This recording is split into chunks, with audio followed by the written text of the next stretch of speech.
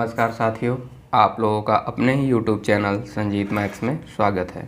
तो हम लोग पढ़ रहे थे BSc first year polar coordinate geometry. आज लेक्चर नंबर 8 है। ठीक, तो हमने इसके पहले जस्ट लेक्चर नंबर 7 में पढ़ रखा था कि किसी भी कार्ड का इक्वेशन कैसे निकालते हैं, किसी भी कोनिक का। ठीक, तो हमने दोनों केस पढ़ लिए थे। आज हम चलेंगे इक्वेशन ऑफ टेंजेंट लाइन। तो पहले जानेंगे कि टेंजेंट लाइन होती क्या है। देखिए, आप लोग जानते होंगे कि टेंजेंट किसी कर्व पे टेंजेंट लाइन किसी कर्व पे क्या होता है कि उस पर एक पॉइंट लेते हैं और उस पॉइंट से एक लाइन खींचते हैं जो कि केवल कहाँ जो कर्व है हमारा उसके किसी एक ही पॉइंट पे क्या करे, इंटरसेक्ट करे, ना कि दो पॉइंट पे। जब वो दो पॉइंट पे इंटरसेक्ट कहता है तो हम लोग कहते हैं कि वो जो लाइन है इंटरसेक्टिंग लाइन है।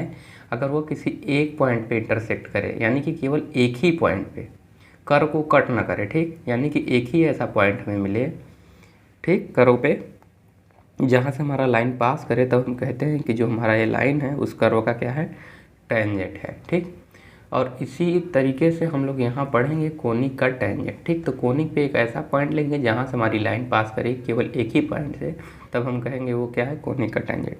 अब इसे निकालने के लिए क्या करते हैं हम लोग, देखिए, मान लीजिए हमारी कोनिक है और ये हमारा कार्ड है। मान लीजिए ये कार्ड है, यहाँ से पास कर रहा है, ठीक, ये पॉइंट होगा, दो पॉइंट, मान लीजिए ए बी है, तो ए बी हमारा कार्ड होगा। क्या करना है, अभी सीखो, जो बी पॉइंट है इसे खिसकाते चले जाएं, बढ़ाते चले जाएं, माने इसे ऐसे घुमाते चले जाएं धीरे धीरे, फिर यहाँ लाएँ, फिर यहाँ लाएँ, फिर यहाँ लाएँ, फिर यहाँ लाएँ, फिर यहाँ लाएँ, फिर यहाँ लाएँ, फिर यहाँ लाएँ, फिर यहाँ लाएँ, फिर यहाँ लाएँ, फिर ऐसे घुमाते घुमाते इस तरीके से कर दें कि जो ये हमारा पॉइंट है ये आके इसी पॉइंट पे हो जाए।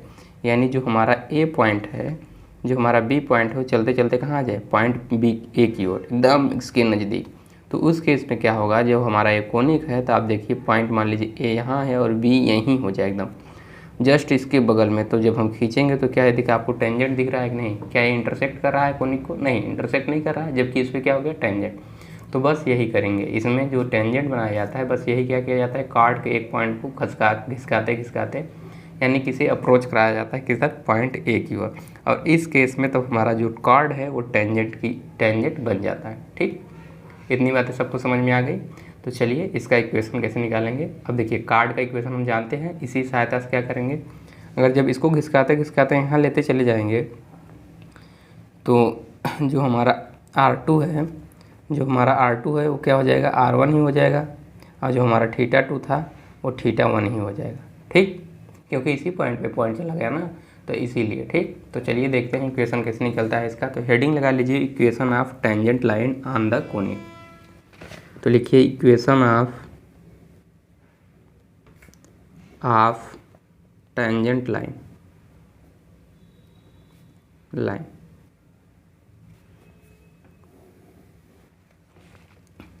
लिखिए केस नंबर 1, वही कोनिक का इक्वेशन, दो इक्वेशन होते हैं कोनिक का। तो पहले लेंगे L बराबर R, L अपन R1 plus E cos theta. अब तक याद हो जाना चाहिए ये सारे फार्मूले।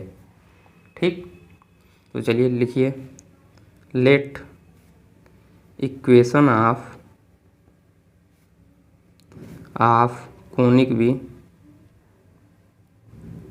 भी क्या है हमारा, L/R 1 plus E cos theta. Equation number first, एक डायग्राम भी बना लीजिए। मान लीजिए हमारा कोनिक है और एक पॉइंट है, कहाँ पर, हम मान ले रहे हैं इसका जो हमारा कोऑर्डिनेट है, एंगल वाला कोऑर्डिनेट केवल मानेंगे θ1, क्योंकि R इसमें यूज नहीं होगा, तो इसलिए केवल θ1 दे रहे हैं, यानी P थीटा। ठीक, और इसका जो वेक्टोरियल एंगल है, वेक्टोरियल एंगल दूसरे का क्या है, θ2, P θ2 P θ1। ठीक, समझ में आ रहा है सबको। यानी ये बता रहा है कि जो पॉइंट P पे वेक्टोरियल एंगल है वो θ1 है, यहाँ पर जो वेक्टोरियल एंगल है वो कितना है, θ2। ये ध्यान में रखिएगा। चलिए यहाँ से लिखिए, let Pθ1 and Pθ2 Pθ1 be a point on the conic। हमने माना कि जो पॉइंट P है कहाँ पर है, कोनिक पे। यहाँ से लिखिए, टेक अनदर पॉइंट Q θ2। हमने एक दूसरा पॉइंट लिया क्या, θ2, कहाँ पर, on the conic, on the conic, इसे भी कहाँ लिया, कोनिक पर ही लिया। नाउ अब लिखेंगे equation of card P Q. तो इस कार्ड पी क्यू का इक्वेशन क्या होगा बताइए, आप लोग जानते हैं कार्ड का इक्वेशन हमने कल बताया था क्या, कि L by R equal to, यहाँ पर क्या होगा ई कास थीटा ही रहेगा, प्लस यहाँ पर sec theta one minus theta two करिए, चाहे theta two minus theta one बटे टू इंटू यहाँ पर कहा था क्या कास, यहाँ था theta minus theta one plus theta two by two. तो इस फार्मूले का आप लोग याद में रखिएगा, इसी का यूज अब होगा हर जगह। तो इक्वेशन नंबर हमारा हो गया 2। क्लियर। अब जब पॉइंट क्यू को हम पॉइंट पी की ओर ले जाएंगे बढ़ाते बढ़ाते बढ़ाते, तो जो थीटा ट्यू होगा वो किसके बराबर हो जाएगा, थीटा वन के इक्वल है सबको। यानी पॉइंट क्यू जब हमारा पॉइंट क्यू टेंस करे पी की ओर, तब हमारा थीटा टू किधर टेंस करेगा बताइए, थीटा वन की ओर। तो इस बात को ध्यान में रखिए, आप लोग लिमिट पढ़ रखे हैं, इससे आप लोगों को क्लियर है, दिख रहा है सबको ना क्लियर। चलिए तो लिखिए when the point q tends माने कि p की ओर बढ़ रहा है, ठीक, टेंस टू p, किधर की ओर बढ़ रहा है, p, दैट इज, इसका कहने का मतलब है कि जो हमारा थीटा टू है वो किधर बढ़ रहा है, थीटा वन की ओर। क्लियर। यानी थीटा अगर मान लीजिए इधर 30 डिग्री था, अगर ये 45 डिग्री है तो ये धीरे धीरे इधर बढ़ रहा है घटते हुए। अगर ये 30 डिग्री था तो ये, अगर ये 45 डिग्री था तो ये धीरे धीरे किधर बढ़ रहा है, 45 की ओर। क्लियर है सबको। यानी मान लीजिए ऐसे हो गया हमारा एंगल, ए एंगल इधर हो गया, यहाँ पर है मान लीजिए हमारा 45 डिग्री और हमारा ये 30 डिग्री, तो ये क्या कर रहा है, धीरे धीरे धीरे धीरे धीरे इस पॉइंट पे बढ़ रहा है। चाहे इसको ले आ सकते हैं इधर, तो इधर ले आएंगे इसको, तो ये धीरे धीरे घटते घटते इधर आ जाएगा। तो एंगल हमारा क्या होगा, या तो घटेगा या तो बढ़ेगा, ठीक। जिस पॉइंट के ले जाएं, जिस पॉइंट पे, अगर पी पॉइंट पे टेंजेंट निकालना है तो पी पॉइंट पे, ठीक। तो किसी एक पॉइंट को लेके करते हैं, फिर दोनों पॉइंट का तो हो ही जाएगा। चाहे एक पॉइंट पे निकालना सीख जाएंगे तो दूसरे पॉइंट पे अपने आप ही हो जाएगा, केस सेम ही रहेगा दोनों, ठीक। क्लियर हुई इतनी बातें। Then chord P Q tends P Q, बताइए किधर टेंस करेगा। ये तो अभी कार्ड था, अब जो हमारा पी क्यू है किस तरीके से बिहेव करने लगेगा, जैसे इस पॉइंट पे आ जाएगा तो क्या करेगा, ये टेंस करेगा टेंजेंट की ओर, कार्ड से किधर, टेंजेंट की ओर। यानी अब पहले कार्ड था, अब किधर जाना चाहेगा, ये टेंजेंट बनने चाहे, टेंजेंट यानी टेंजेंट की ओर बढ़ता चला जाएगा, ठीक। तो यानी वो टेंजेंट बनना चाह रहा है, ठीक। तो इस बात को ध्यान में रखिएगा, tends the tangent at point P पर, एट पॉइंट पी, यहाँ पॉइंट टी का पी डिस्कस कर दे रहे हैं कि क्यू बढ़ रहा है पी क्यू, तो पॉइंट पी पर ही हमारा क्या होगा, टेंजेंट। तो लिखिए हेंस तब equation of tangent to the conic at point P is obtain by, कैसे ऑब्टेन करेंगे, is obtain by putting theta two equal to क्या पुट कर देंगे, थीटा वन। पहले भी हमने बताया था इन इक्वेशन नंबर किसमें, सेकेंड। इक्वेशन नंबर कार्ड का इक्वेशन नहीं है तो इसी में पुट करेंगे भाई, क्योंकि थीटा टू थीटा वन की इक्वल हो जाएगा, तो पहले पुट करेंगे तो जो इक्वेशन मिलेगा वही क्या मिलेगा, हमारा कार्ड का, सॉरी टेंजेंट का इक्वेशन। तो यहाँ से लिखिए नाउ, या लिख लीजिए 10 equation of tangent to the conic. इसका डेरिवेशन काफ़ी सरल, बस लिखना है इसमें एट पॉइंट पी। तो एट पॉइंट पी पे क्या हो जाएगा इसका, L by R equal to E cos theta, देखिए हमारा रहेगा ही, वैल्यू पुट कर दीजिए, यहाँ पर सेक है थीटा वन थीटा टू की इक्वल, तो theta one minus theta one by two हो जाएगा। यहाँ पर वैल्यू पुट करने पे तो यहाँ कास बचेगा, थीटा है यहाँ पर क्या रखना है, थीटा वन की जगह पे, थीटा टू की जगह थीटा वन ही रख दीजिए बाई टू। क्लियर। तो हमने वैल्यू पुट कर दिया। चलिए अब देखिए सॉल्व कीजिए। तो यहाँ देखिए माइनस θ1 माइनस θ1 जीरो हो जाएगा, तो 0/2 जीरो, तो सेक जीरो की वैल्यू कितनी होगी 1, तो यहाँ से हो जाएगा L/R ई cos थीटा, इसकी वैल्यू 1, तो यानी 1 हो जाएगा यहाँ पर 1 इंटू इसकी वैल्यू क्या हो जाएगी देखिए θ1 प्लस θ1 यानी 2θ1, और 2θ1/2 से 2 से 2 कैंसिल है यानी θ1, तो यहाँ बचेगा cos थीटा माइनस θ1। तो यहाँ से हमारा जो इक्वेशन आ गया L/R equal to e cos theta plus cos theta minus θ1। तो ये हमारा किसका इक्वेशन आ गया, this is the equation of tangent. तो इक्वेशन नंबर स्टार बना लीजिए और नीचे लिखिए इसके, this is the equation of chord at point P on the conic point कहीं भी हो सकता है ना, इसलिए पॉइंट P बताइए कि कोनिक पे है, नहीं तो आप कह देंगे कोनिक के बाहर भी होगा, वहाँ टेंजेंट कैसे खींचेंगे। ठीक, तो इसमें ध्यान में रखिएगा।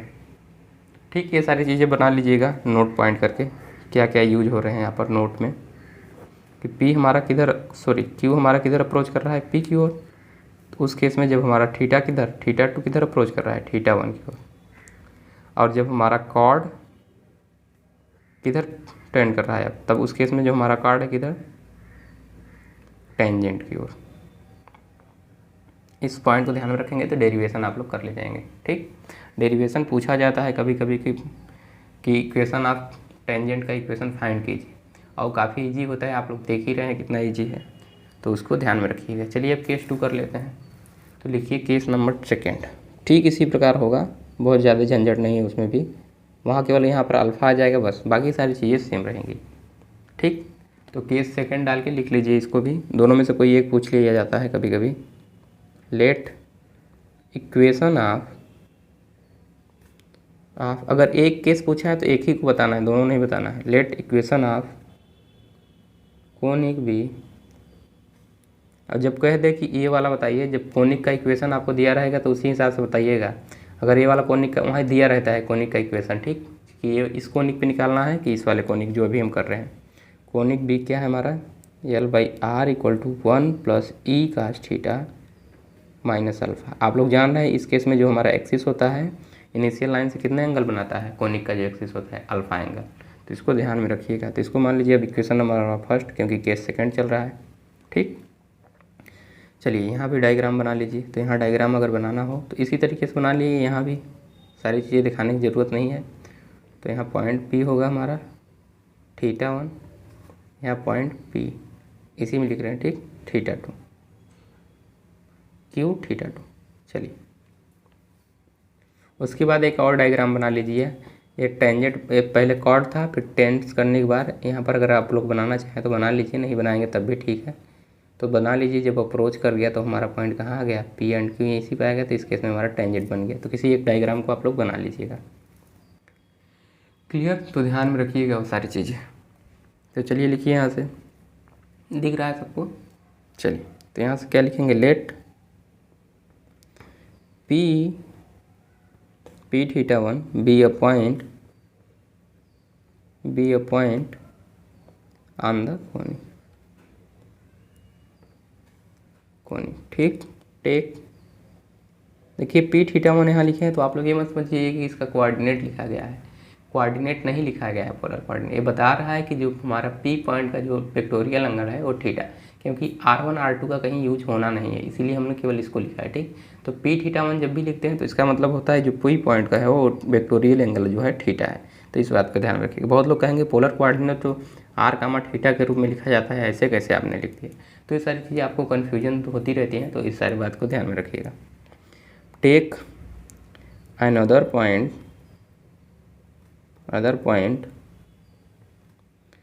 Q θ2 on the conic.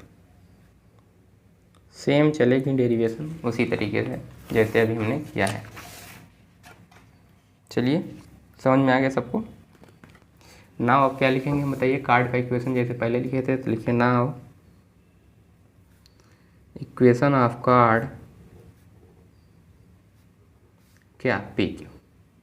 Card PQ का इक्वेशन बताइए क्या लिखेंगे, L/R equal to E cos theta minus alpha plus यहाँ पर जैसे था वैसे ही रहेगा sec theta 1 minus theta 2 by 2। हमने बताया था इधर कुछ नहीं चेंज होता है, cos theta minus theta 1 plus theta 2 by 2। ठीक, अब नीचे लिखिए व्हेन, इसको इक्वेशन दे दीजिए 2, यहाँ लिखिए when the point Q tends किधर की ओर, to P, that is theta 2 किधर टेंड्स करे, थीटा 1 की ओर। देन कार्ड PQ टेंड्स किधर टेंड्स करेगा बताइए, tends the tangent, tends to the लिखिएगा, टू द या टेंड्स टू द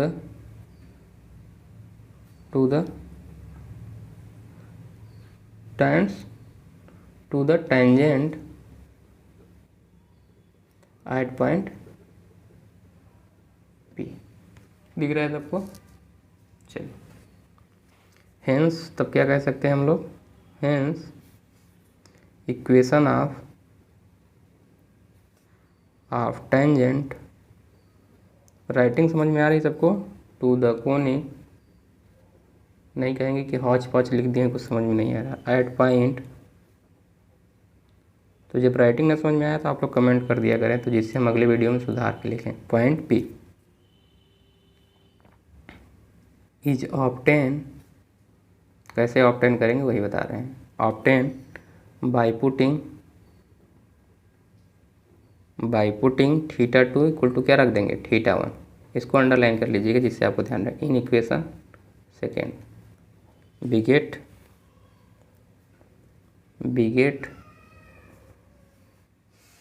या लिखिए 10 करके लिख लीजिए, 10 इस प्रकार इक्वेशन ऑफ टेंजेंट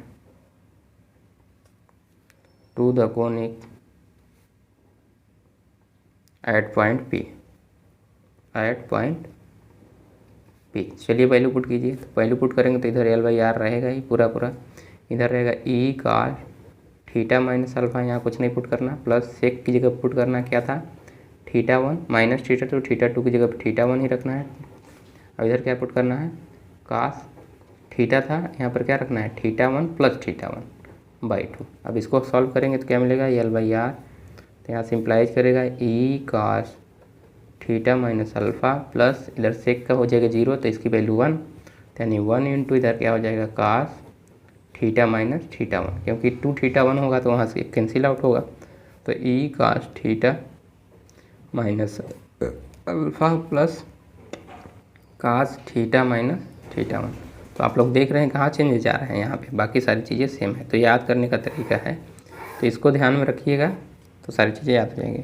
अब इसका याद करिएगा क्योंकि सवाल में सबसे ज़्यादा यूज होता है टेंजेंट वाला, तो सारे फार्मूले याद होने चाहिए जितने भी हैं को इस चैप्टर के।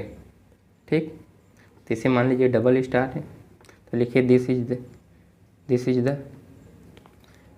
The equation of tangent at point P on the conic. ठीक, क्लियर हो गई यहाँ पे सबको? तो हमने देख रखा है, आज हमने देख लिया equation number first and equation number second, यानी कि हमने दोनों को देख लिया। टेंजेंट ऑफ किसका, कोनिक का जो टेंजेंट होता है उसका इक्वेशन क्या होता है, उसका डेरिवेशन हमने देख लिया। अब लोग हम चढ़ेंगे इक्वेशन ऑफ अजीमटोट्स। ठीक, तो चलिए हेडिंग नया लगाइए, इक्वेशन ऑफ अजीमटोट्स, और उसको समझ लीजिए, फिर उसके बाद उसका हम इक्वेशन बताते हैं। पहले हेडिंग लगा लीजिए, equation of अजीमटोट्स।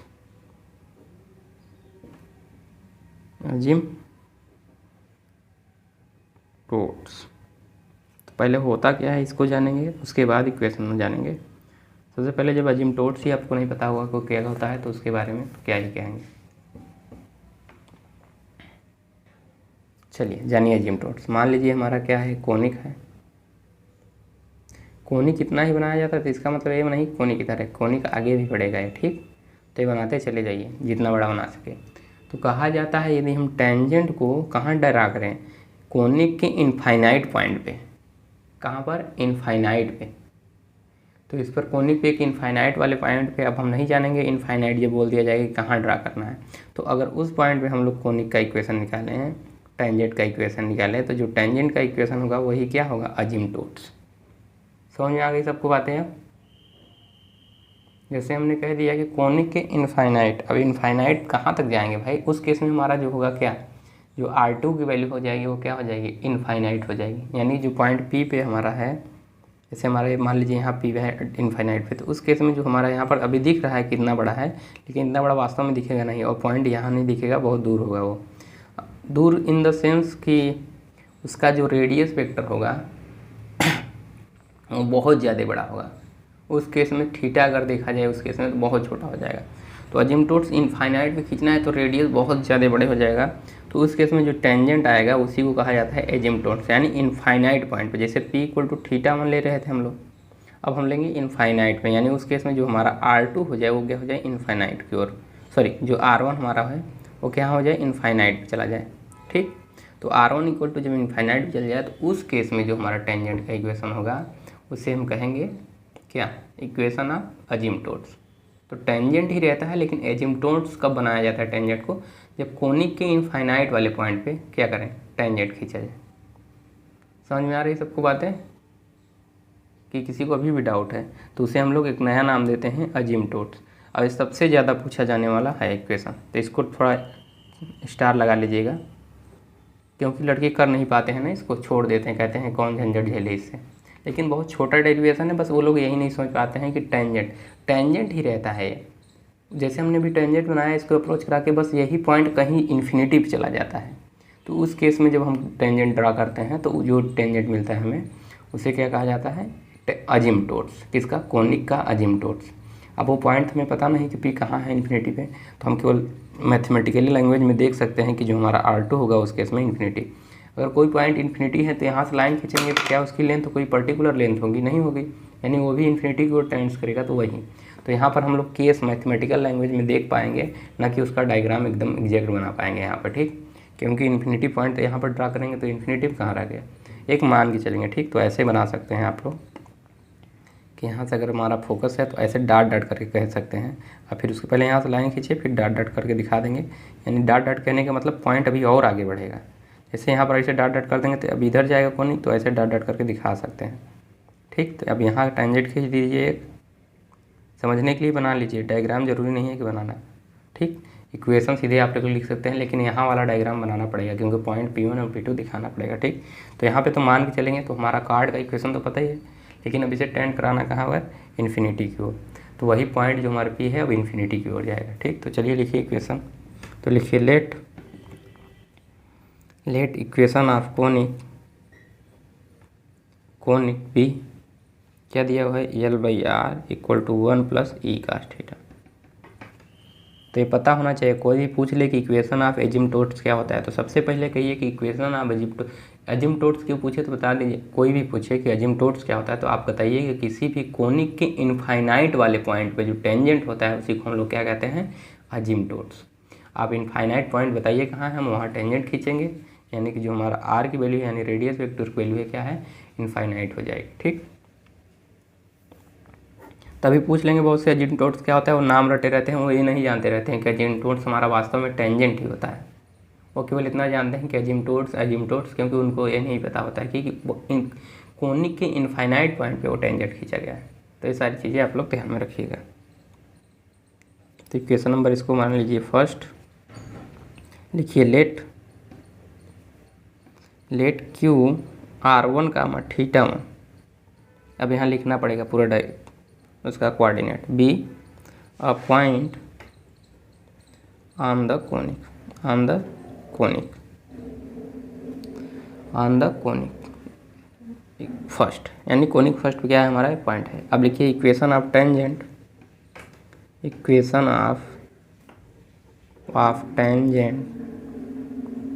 Eight point Q। तो Q पॉइंट पे बताइए टेंजेंट क्या होगा? तो हम लोग जानते हैं पॉइंट क्यू पे अभी हमने बताया है, देखिए L by R E cos theta minus alpha plus cos theta minus theta one. तो पॉइंट पी का कोऑर्डिनेट थीटा वन रखे थे, लेकिन ये पे पॉइंट किस पर है, क्यू पे है।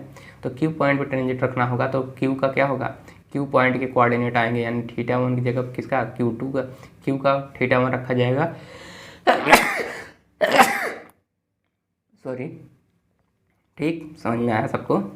तो इस सारी चीज़ों को ध्यान में रखिएगा। तो चलिए रखते हैं वैल्यू। तो वैल्यू पुट कीजिए, तो यहाँ से आ जाएगा L by R equal to E cos theta minus plus cos theta minus theta one. ठीक, थीटा वन किसका, जो जिस पॉइंट खींचते हैं उसका थीटा वन। ठीक, तो वहाँ पी था तो पी का, यहाँ क्यू है तो क्यू का।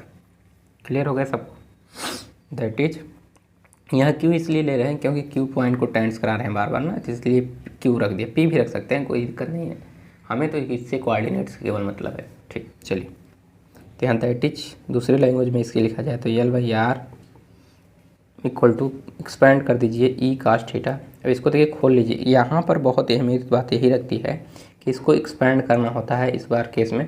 तो इसको ध्यान में रखिएगा, इसको ध्यान में रखिएगा, ठीक, ध्यान में, क्योंकि इसको हम खोल रहे हैं यहाँ पे। तो यहाँ क्या लिखेंगे इसको, कास ए माइनस बी के फार्मूले से, तो cos theta into cos theta one, minus है तो प्लस हो जाएगा sine theta into sine theta one. अब इससे जो एक फार्मूला बनेगा उस फार्मूले को भी याद में रखिएगा। तो इसी का दूसरा रूप है L by R equal to, हम लिख सकते हैं ई, देखिए कास थीटा यहाँ भी है और कास थीटा कहाँ पर है, यहाँ भी। ठीक, तो यहाँ से हम कास थीटा एक बार कॉमन ले रहे हैं, तो यहाँ E plus cos theta one बचेगा यहाँ पर, इंटू में कास थीटा। क्लियर है सबको, दिख रहा है। ठीक, अब इस फार्मूले को आप लोग याद रखिएगा, बार बार डायरेक्ट यूज करेंगे, बार बार एक्सपेंड नहीं करेंगे हम। ठीक, और यहाँ से हमारा देखिए यहाँ साइन थीटा है, तो इसको सीधे ही लिख दीजिए यहाँ से, तो क्या हो जाएगा साइन थीटा वन और साइन थीटा। ठीक, तो इस फार्मूले के लिए याद रखिएगा कि L by R E plus cos theta one into cos theta plus sine theta one into sine theta. ठीक, तो इस फार्मूले को भी याद रखिएगा। तो इसको बना लीजिए क्वेश्चन नंबर सेकंड, यही ज़्यादा यूज होगा एक्सपेंड करने के बाद जो फार्मूला हमें मिलेगा।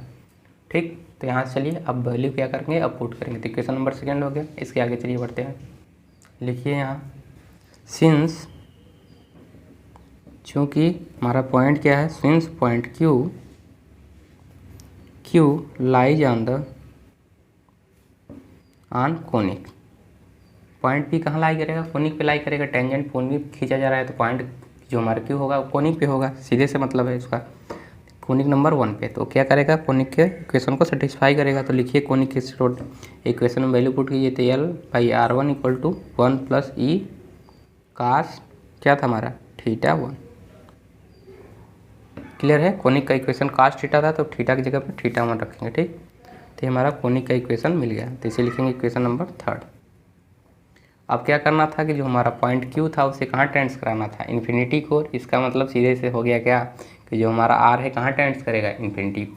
तो वही लिखिए, इफ़ यदि आर वन इक्वल टू क्या हो जाए, इन्फिनिटी, तो यानी हमारा पॉइंट क्यू कहाँ चला गया, इन्फिनिटी पे। ठीक, दैट इज, इसका मतलब हुआ कि जो हमारा पॉइंट क्यू है वो कहाँ टेंस कर गया, इन्फिनिटी पर। ठीक, तो ये ध्यान रखिएगा। तो देन यहाँ से यही केवल लिखिएगा, इसको लिखना चाहे तो लिख लीजिए, नहीं तो नहीं लिखेंगे, ये समझाने के लिए हमने बता दिया। देन इस केस में बताइए क्या होगा, जब ये इन्फिनिटी हो जाएगा तो ये वैल्यू जीरो हो जाएगी। क्यों, वन अपान इन्फिनिटी, जब कोई चीज़ इन्फिनिटी को टेंस करता है तो उसकी वैल्यू क्या हो जाती है, जीरो। तो इस केस में इधर क्या हो जाएगा, जीरो। तो इसको जीरो लिख सकते हैं, इधर हमारा बचेगा one plus e cos theta one. Clear, समझ में आ रहा है सबको। अब बहुत लोग थीटा वन भी कहेंगे इन्फिनिटी हो जाएगा, नहीं, थीटा वन इन्फिनिटी थोड़ी ना होगा। मान लीजिए ये हमारा कोनिक है और यहाँ से, तो यहाँ से जो बनने लगा हमारा रेडियस, मान लीजिए कुछ एंगल बनेगा, इसके बाद इसको बढ़ाते चले जाएँ इन्फिनिटी की ओर। तो इसको बढ़ाने से क्या होता है कि एक बार जब एंगल है हमारा बन गया तो बन गया, तो चाहे रेडियस बढ़ाएं चाहे ना बढ़ाएं, तो क्या होता है हमारा जो एंगल, जितना एंगल बना रहता है वही एंगल बना रहता है। ठीक, इसको ध्यान में रखिएगा। बहुत लोग यही कन्फ्यूज होते हैं कि पॉइंट इन्फिनिटी पे है तो थीटा भी इन्फिनिटी होगा, क्योंकि रेडियस हमारा जो पॉइंट इधर किसी भी साइड में हो सकता है ना, ज़रूरी थोड़ी ना है। मान लीजिए यह कोनिक है तो कोनिक की किसी भी साइड इधर भी हो सकता है इन्फिनिटी, तो बहुत आगे बढ़ता चला जाएगा, इधर भी हो सकता है। तो उस केस में थीटा की वैल्यू कुछ होगी आपके पास। ठीक, तो थीटा वन, तो यहाँ से वैल्यू निकाल लेंगे तो क्या मिल जाएगा हमें, तो यहाँ से कास थीटा वन की वैल्यू क्या आ जाएगी, कास थीटा वन की वैल्यू देखिए आएगी वन बाई ई। क्योंकि इसको भेजेंगे तो इधर माइनस हो जाएगा ना, तो -1 हो जाएगा। अब ई को इधर मल्टीप्लाई करेंगे तो माइनस बटे में, इसको ध्यान में रखिए। तो यह काश थीटा की वैल्यू क्या आ गई, ई। जिसको ना समझ में आ रहा हो तो ऐसे कर लीजिए, ई काश थीटा 1 यहीं से इक्वल टू -1, फिर इधर से लिख लीजिएगा काश थीटा 1 इक्वल टू -1/e। बहुत लोग कन्फ्यूज हो जाते हैं अगर डायरेक्ट लिख दिया जाए तो हमारे काश थीटा 1 की वैल्यू आ गई। अब निकालेंगे साइन थीटा 1 की, क्योंकि वैल्यू वहाँ पुट करना है इक्वेशन नंबर किसमें, जो हमने सेकेंड अभी निकाला है, ठीक। तो यहाँ से लिखिए तो नाउ साइन थीटा 1 की वैल्यू कैसे निकालेंगे, साइन थीटा 1 की वैल्यू तो फार्मूला आप लोग जानते हैं 1 माइनस कास स्क्वायर थीटा 1, जो कि अभी तक पढ़ते आ रहे हैं।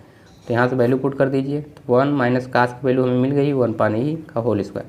तो यहाँ से जो वैल्यू मिलेगी क्या मिलेगी, 1 माइनस है तो प्लस हो जाएगा, 1 बटे यहाँ माइनस रहेगा ही, इसका 1 बटे ई स्क्वायर। तो इसको एक्सपेंड करेंगे तो यहाँ से बचेगा, देखिए ई स्क्वायर -1 बटे ई स्क्वायर।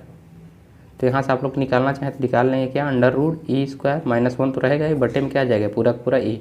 अब ई बाहर आ गया है रूट के, ठीक, इसीलिए रूट केवल ऊपर लगाया गया है। तो यहाँ से आप लोग देख रहे हैं कि जो हमारे साइन थीटा की वैल्यू आ गई, क्या आ गई, साइन थीटा 1 की वैल्यू √e स्क्वायर -1 बटे ई। ठीक, क्लियर है सबको, कहीं डाउट होगा तो बता दीजिएगा। चलिए वैल्यू पुट कर दिए, तो लिखिए ना अब equation of अजिम्प्टोट्स, equation of asymptotes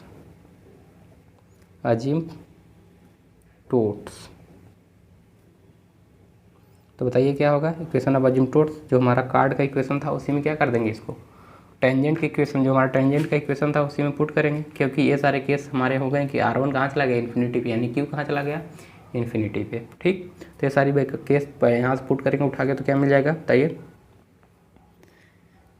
तो हमारा L/R था ही, इधर क्या पुट करेंगे 1 प्लस काश थीटा 1 था ना, तो काश थीटा 1 की वैल्यू पुट कीजिए तो क्या आ जाएगा, काश थीटा 1 की वैल्यू कितनी आई है माइनस, तो यहाँ माइनस हो जाएगा 1/e। अब इधर क्या था हमारा काश थीटा था ना, तो काश थीटा इधर बना रहेगा, क्लियर। अब प्लस इधर क्या है हमारा साइन थीटा 1 की लग जगह पे ई स्क्वायर -1/e, इधर साइन थीटा।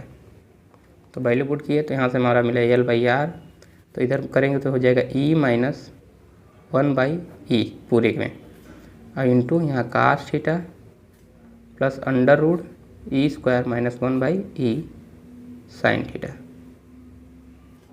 अब देखिए यहाँ से कॉमन ले लीजिए एलसीएम, तो L/R, एलसीएम लेने के बाद क्या मिलेगा इधर, देखिए एलसीएम लेंगे तो यहाँ ई है, यहाँ भी ई है, दोनों जगह क्या है, ई है। समझ में आ रहा है सबको, कहीं किसी को डाउट होगा तो ये बता दीजिएगा आप लोग, यहाँ हमें डाउट हो रहा है, ठीक। सॉरी, देखिए यहाँ ई था ना, ई माइनस काश थीटा था, वहाँ था कि e minus cos theta 1 into cos theta था, तो यहाँ ई लिखिएगा, तो ई से मल्टीप्लाई करेंगे तो इसको, तो ई स्क्वायर -1 बटे ई, क्लियर। तो यहाँ से ई है तो ई कॉमन ले लीजिए, तो यहाँ बचेगा ई स्क्वायर -1, पूरे में कॉमन ले लीजिए 1/e, तो E square into cos theta इधर बचेगा, और प्लस √e स्क्वायर -1, ठीक, यहाँ साइन थीटा। तो यहाँ से ई इधर मल्टीप्लाई कर लीजिए, तो इधर आ जाएगा L/R, इधर हो जाएगा ई square -1 cos theta plus √e square -1 sine theta. तो ये हमारा क्या आ गया, अजिम्प्टोट्स का इक्वेशन। तो अजिम्प्टोट्स का इक्वेशन ध्यान में रखिएगा, इसको कुछ नाम दे दीजिए अगर देना चाहे तो, नहीं तो यही क्या है अजिम्प्टोट्स। नीचे लिख लीजिएगा इक्वेशन नंबर स्टार करके, तो देखिए equation number star is equation of asymptotes. ऊपर लिखा गया है तो ऐसे भी क्लियर, लेकिन लिख लीजिए एक बार और, टोट्स, ठीक। इसको ध्यान में रखिएगा आप, इसको भी याद कर रखिएगा फार्मूले में। अगर याद करने का तरीका है तो देखिए L/R, ई हमेशा याद रखिए कि इसमें मल्टीप्लाई कर देना है कॉनिक में, और आप लोग जानते हैं कि L/R सॉरी आप लोग जानते हैं C/R इक्वल टू क्या होता है, ए काश थीटा किसी भी लाइन का इक्वेशन, और टेंजेंट होता है एक लाइन होता है B साइन थीटा। तो इसको ध्यान में रखिए और याद रखिए कि सी की जगह हमारा क्या है LE है, ए की जगह पे हमारा क्या है ई स्क्वायर -1 है, और बी की जगह पे हमारा क्या है √e स्क्वायर -1, यानी कोफिशिएंट की वैल्यू क्या है ए की वैल्यू क्या है तो ई स्क्वायर माइनस वन और root E square minus one. ठीक, तो यहाँ तक सबको समझ में आ गया। अब बताइए कि अजिम्प्टोट्स कहाँ कहाँ खींचा जा सकता है। ठीक, तो अजिम्प्टोट्स कहाँ कहाँ खींचे जाएंगे इस पर बताएंगे अब आपको केस बना के। ठीक, तो अजिम्प्टोट्स देखिए एक ही केस में केवल खींचा जा सकता है। ठीक, वो है हाइपरबोला के केस में, अन्यथा कहीं पर नहीं खींचा जाएगा, ये ध्यान में रखिएगा। क्योंकि वैल्यू पुट करके अभी हम दिखाएंगे। मान लीजिए ई इक्वल टू 1 हो जाए। अब देखिए यहीं पर देख लीजिए ई की वैल्यू 1 यानी कि क्या है, ये पैराबोला। जो हमारा कोनिक हो जाएगा क्या हो जाएगा, पैराबोला। तो उस केस में क्या होगा, ई स्क्वायर रखेंगे 1 रखेंगे तो ये ई स्क्वायर 1 का स्क्वायर 1, ये हो जाएगा 0। अब जैसे भी ये 1 यहाँ रखेंगे ये भी 0, तो ये पूरे का पूरा क्या हो जाएगा 0। जबकि 0 इक्वल टू क्या है L/R, इधर ई आ गया। जब पूरा 0 हो जाएगा तो कौन हमारा रह ही नहीं जाएगा, कोई इक्वेशन ही नहीं मिलेगा उस केस में। ठीक, तो इसलिए अजिम्प्टोट्स उस केस में नहीं खींचा जा सकता। दूसरा केस बनाइए, ई की वैल्यू क्या करें ग्रेटर देन लेस देन 1, तो लेस देन 1 लिखेंगे तो वैल्यू पुट कीजिए, तो वैल्यू पुट करेंगे ई स्क्वायर माइनस 1, तो मान लीजिए यहाँ चल जाएगा। लेस देन 1 होगा तो यहाँ क्या आ जाएगा निगेटिव, कोफिशिएंट निगेटिव आ सकता है। चलिए ठीक, लेकिन यहाँ जैसे ही रूट में रखेंगे तो ई स्क्वायर माइनस 1, अब इसकी वैल्यू 1 से छोटी है तो 1/2 रख लीजिए, तो 1/2 का स्क्वायर माइनस 1, तो इसकी वैल्यू क्या आएगी 1/4 माइनस 1, तो यहाँ से क्या आ जाएगा -3/4, और रूट में -3/4 क्या आ जाता है इमेजिनरी। तो ये भी क्या होगा कोनिक का क्या होगा एजिम्प्टोट्स का इक्वेशन नहीं बन पाएगा। तो यानी कि कहाँ भी नहीं खींचा जा सकता। इमेजिन कहाँ खींचेंगे भाई, इमेजिनेशन थोड़ी ना होता है किसी भी इक्वेशन में, तो यहाँ इमेजिनेशन भी नहीं होगा। तो यानी कि ई की वैल्यू लेस देन 1, जब लेस देन 1 होता है तो ये क्या होता है पैराबोला, पैराबोला। ठीक, सॉरी इलिप्स होता है ना, इलिप्स। तो इलिप्स के केस में भी नहीं खींच पाएंगे, पैराबोल के केस में भी नहीं खींच पाएंगे। समझ में आ गया सबको।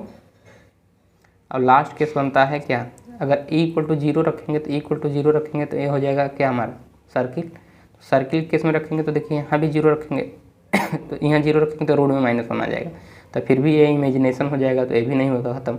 अगर ई की वैल्यू ग्रेटर देन 1 रखे तो 1 रखेंगे तो यहाँ भी देखिए पॉजिटिव आएगा, यहाँ भी पॉजिटिव। 1 से बड़ा ले लीजिए कोई, 2 ले लीजिए तो 2 का हो जाएगा 4 - 1 यानी रूट में 3 कुछ आएगा। तो यानी कि अजिम्प्टोट्स कहाँ केवल खींचा जा सकता है, अजिम्प्टोट्स केवल हाइपरबोला पे। इस रिमार्क को लिख लीजिए कि कभी कभी पूछ लिया जाता है 1 नंबर में, यहाँ नहीं पूछा जाएगा कॉम्पिटिटिव एग्जामों में जो ऑब्जेक्टिव टाइप के क्वेश्चन आते हैं। तो इस सारी चीज़ों को लिख लीजिए। If E less than R equal to 1, यानी ई की वैल्यू लेस देन हो या 1 के इक्वल हो, इसका मतलब दैट इज, इसको समझते हैं कि नहीं आप लोग। इसका मतलब होता है या तो ई की वैल्यू 1 हो, आर ई की वैल्यू या ई की वैल्यू क्या हो सकता है इक्वल टू 1, या तो ई से छोटा या बड़ा हो सकता है, या इक्वल टू ई के बराबर 1, या दोनों हो सकता है। इसकी बात को ध्यान में रखिएगा। Then equation number star is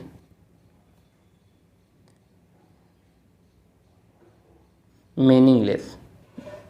meaningless लिख लीजिए, मीनिंगलेस, जिसका कोई अर्थ ही नहीं है अगर इक्वल टू, अगर ये वाला केस बन रहा है। ठीक, 10 इस प्रकार क्या हो जाएगा, दिख रहा है सबको।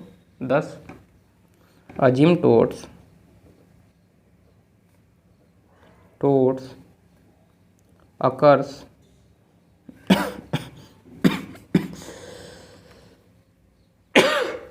अकर्स ओनली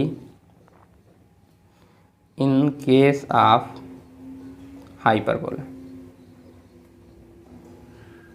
यानी किस केस में केवल बनेगा हाइपरबोला, केवल जो हमारा बनेगा। अकर्स कहने का मतलब कि हमारा जो अकर्स कहने का मतलब एग्जिस्ट करेगा या बनेगा, किस केस में बनेगा यानी होगा एक तरीके से, तो केवल हाइपरबोला के केस में होगा। तो ये कभी कभी पूछा जा सकता है। बहुत लोग MSc जब करते हैं और किसी कॉलेज में पढ़ाना जाते हैं तो इंटरव्यू पूछा जाता है, मैथ्स में देखा जाता है कि आप लोगों को कितना आ रहा है, तो इंटरव्यू में यही सारी चीज़ें उठा के पूछ लेते हैं कि इनको ये सारी चीज़ें पता है कि नहीं।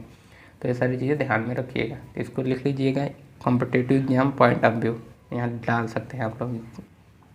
एग्जाम पॉइंट ऑफ व्यू मतलब कि कॉम्पिटिटिव एग्जाम, ये तो यहाँ नहीं पूछा जाएगा।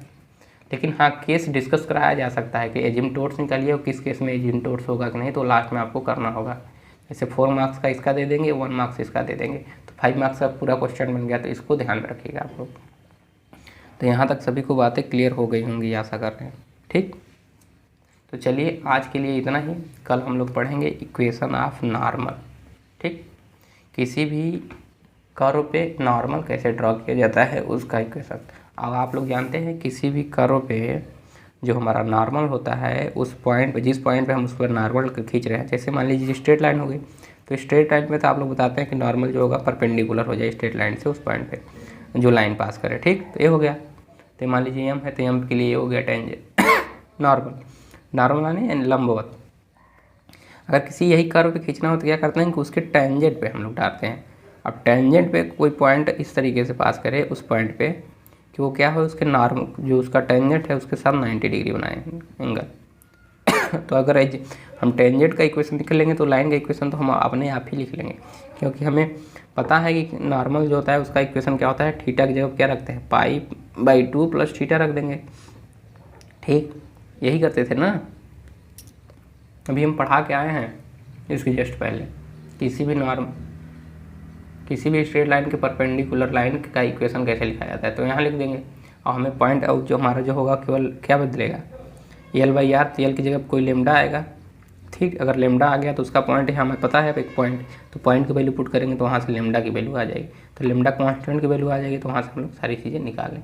तो ध्यान में रखिएगा। तो कल हम लोग यही पढ़ेंगे, equation of normal on the conic. ठीक, तो इसको ध्यान में रखिए, एट पॉइंट, किसी पॉइंट पे, एट एनी पॉइंट।